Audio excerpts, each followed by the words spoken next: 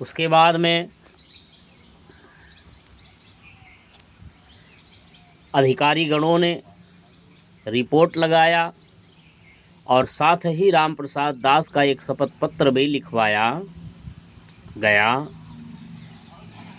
कि जनहित में वह रोड खोदा गया। जब मैंने शिकायत फिर से किया मुख्यमंत्री पोर्टल पर, उसके बाद जांच में जो है कि 1 मई को जांच में वेद प्रकाश वर्मा जो है आए। उन्होंने सेक्रेटरी से मिल लिया, सेक्रेटरी भी बात किए।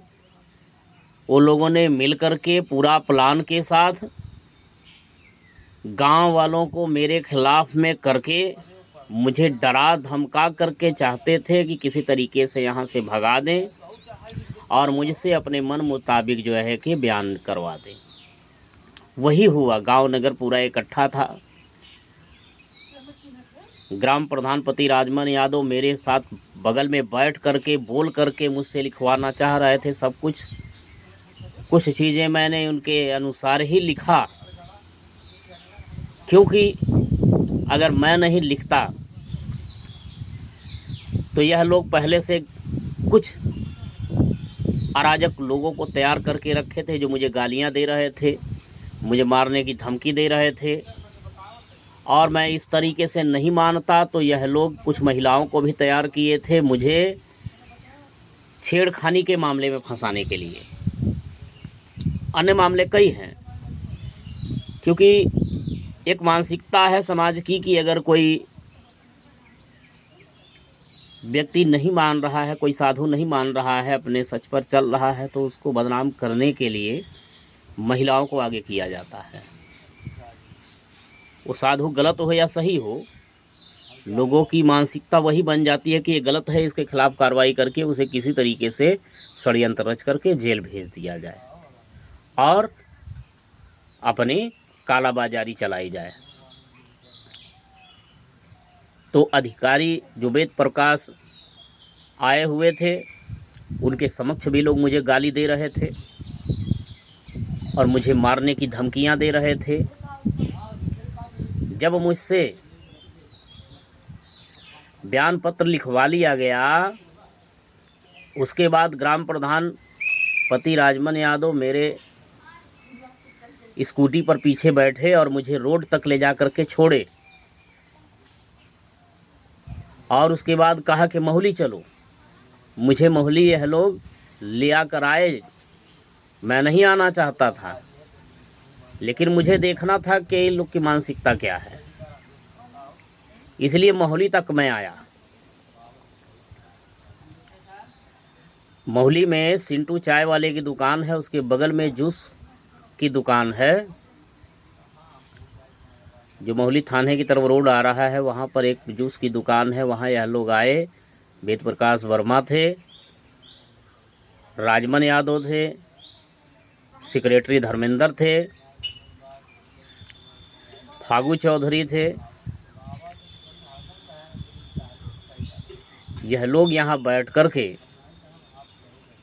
जूस वूस पिलाए, मुझे किसी तरीके से अपने पक्ष में लेना चाह रहे थे कि मैं इनका विरोध ना करूं, और मुझे मोहाली ले आकर के छोड़ दिया। उसके बाद उधर जो है राम प्रसाद से मिल कर के इनका राजमन यादव जो ग्राम प्रधान पति है, इनका भतीजा है सौरभ यादव उर्फ मोनू। वो पहले से सब षड्यंत्र तैयार था। वह राम प्रसाद दास से मिल कर के और साधु शरण से मिल कर के, साधु शरण धोबैया एक कुटी है, वहाँ का साधु है जो सिकरी धोबैया पड़ता है इसी संत कबीर नगर ज़िले में। वह लोगों से ताला मंगवा करके ज़बरदस्ती मेरे कमरों में ताला लगा दिया गया। कहा कि अब इसको अंदर नहीं घुसने देना है, क्योंकि मैं सभी की बोल पट्टी खोल रहा था। और मुझे उस दिन रोक दिया गया कि आज आप नहीं जाइएगा, वह लोग मार देंगे, ये कर देंगे, वो कर देंगे। मुझे डराया गया। मैं उस दिन नहीं गया।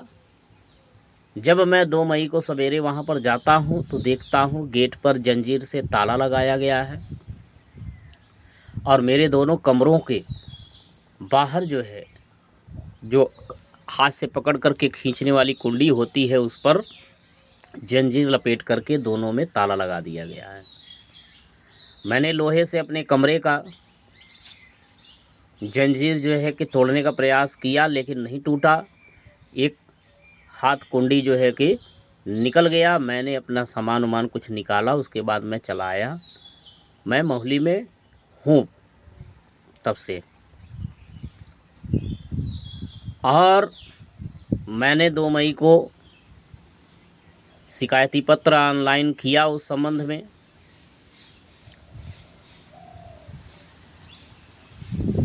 और मैं बता दे रहा हूँ कि 3 मई को मैंने जो है कि कल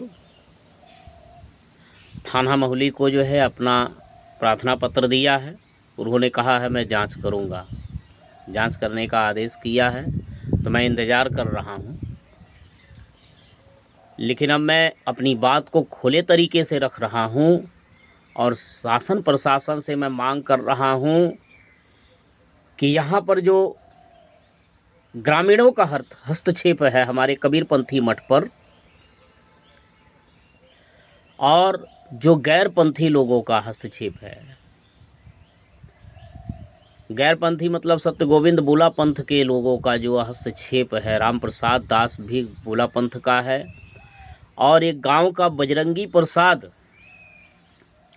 जिसके पिता का नाम हरजीत प्रसाद है, वह गांव का व्यक्ति हो करके उसके परिवार रजिस्टर में बजरंगी प्रसाद है, पुत्र हरजीत है, उसकी खतौनी है, उस खतौनी में भी बजरंगी पुत्र हरजीत लिखा हुआ है। लेकिन उसने फर्जी तरीके से बजरंगी दास पुत्र महंत रामदास का नाम चढ़वा लिया है वोटर लिस्ट में, जिसका भी मैंने विरोध किया, लेकिन कोई कार्रवाई नहीं हुई। अब मैंने जा कर के एसडीएम कोर्ट में उनके खिलाफ में केस किया है, मुकदमा दर्ज किया है कि वो जो फर्जी तरीके से अपना नाम अंकित करा लिया, उस नाम को खारिज करना चाहिए। तो प्रिय बंधुओं, 2006 में महंत रामदास जी की यहाँ गांव वालों ने मिलकर के हत्या कर दिया, और बाहर वालों ने। महंत रामदास जी की हत्या होने के बाद और कर देने के बाद में यहाँ के लोगों की मानसिकता बहुत क्रूर हो गई। अब कोई भी साधु आए, यहाँ रहना चाहे, वह कुछ विकास करना चाहे, तो उसमें लोग बाधक बनते हैं और चाहते हैं कि वो साधु इन लोगों के साथ में मिल कर के लूटे और खाए। अगर वो साधु इनको खर्चा नहीं देगा तो वह साधु इनके लिए अच्छा नहीं है। शराब पीने के लिए पैसा चाहिए लोगों को। मैं शराबियों को शराब पीने के लिए नहीं रुपया दूंगा तो शराबी लोग मेरे खिलाफ षड्यंत्र रच लेंगे, मुझे मारने की धमकियां देंगे। अनेक अनेक ऐसी बहुत सारी अनलीगल गतिविधियां हैं इस गांव की। तो मैं प्रशासन से, माननीय मुख्यमंत्री से, माननीय प्रधानमंत्री से और सर्वोच्च जो है कि भारत के राष्ट्रपति महोदय से निवेदन करता हूं कि इस प्रकरण को गंभीरता से लेते हुए हरपुर कबीर मठ ही नहीं, हमारे जो भी कबीरपंथी मठ हैं, उन कबीरपंथी मठों पर जो अराजक लोगों का कब्जा है, भूमाफिया टाइप के लोग जो लगे हुए हैं, जो मठ की संपत्तियों का शोषण करके सीधे साधे संतों को परेशान कर रहे हैं, हमारे मठ की संपत्ति का दुरुपयोग कर रहे हैं, ऐसे लोगों के खिलाफ में जांच का आदेश करें। और हमारे कबीरपंथी मठों का निर्णय लेने के लिए हमारे कबीरपंथी जो है कि साधु संतों को, भक्तों को, और जो इस समय कबीर पंथ प्रमुख आचार्य महंत विचार साहब हैं, उनको लेकर के इस मठ की सुरक्षा में जो है कि अपना योगदान दें और हम संतों की मदद करें। क्योंकि मैं अपनी शालीनता को अभी तक बनाए रखा हूँ, मैंने अपना साहस नहीं खोया है। यह लोग मुझे मजबूर कर रहे हैं ऐसी स्थिति में मेरे पास दो ही ऑप्शन बचता है, या तो मैं आत्मदाह कर लूं, या तो फिर मैं भी इनके तरह जो है कि एक आपराधिक रास्ता तय कर लूं। लेकिन मैं अपराधी नहीं हूँ, मैं एक संत व्यक्ति हूँ। मैं अपनी संतई को बरकरार रखना चाहता हूँ, इसलिए मुझे भारत के संविधान पर और न्याय पर भरोसा है। लेकिन अभी तक मुझे और मेरी संस्था को न्याय नहीं मिला। अपराधियों की गिरफ्त में आज भी यह संपत्ति शोषण हो रही है। मैं अंत में यही कहना चाहूँगा मीडिया बंधुओं को भी, यहाँ की लोकल मीडिया सपोर्ट नहीं करती है, क्योंकि सब यहाँ के दबंगों से मिली हुई है और उनको मोटी रकम चाहिए जो मुझे देने के लिए नहीं है मेरे पास। राष्ट्रीय सहारा के पत्रकार मेरा सहयोगी रहे, लेकिन अब उनका भी कोई सहयोग नहीं मिल रहा है। इसलिए मैं शासन प्रशासन से कहना चाहूँगा कि इस मठ को कबीर आश्रम, जिसकी खतौनी में मंदिर कबीरदास के नाम से चली आ रही है, और हमारे कबीरपंथी जो है संत भक्तों की यह संपत्ति है, जिसे यहाँ के लोकल लोग जो है कि केवल ज़मीन को हड़पने की दृष्टि से जो है कि यहाँ पर सारा षड्यंत्र रचते हैं। मैं भी अगर चोर होता, बेईमान होता, लुटेरा होता, लालची होता, तो इन लोगों से मिल कर के वैसे गतिविधियों में शामिल हो जाता। लेकिन मैं उस वृत्ति का व्यक्ति नहीं हूँ। मैं संस्था के संतों की परंपरा में एक समर्पित संत हूँ। इसलिए मैं इस संस्था को अपना घर समझता हूँ, इस मठ को अपना घर समझता हूँ, क्योंकि मैंने घर परिवार छोड़ दिया है तो मठ ही मंदिर मेरा घर है और मैं इससे भाग नहीं सकता हूँ। इसलिए इसकी सुरक्षा में जो भी मुझसे बन पा रहा है मैं वो प्रयास कर रहा हूँ। मैं आगे भी अपनी बातों को अपने सोशल मीडिया के द्वारा, वीडियो के द्वारा सबको अवगत कराते रहूँगा। और मैं चाहता हूँ कि महंत रामदास जी के हत्या का जो मामला रहा है, जिसे दबा दिया गया, ख़त्म कर दिया गया, उस प्रकरण को पुनः जो है रिओपन किया जाए, जिसका मुकदमा नंबर 406/2006 है।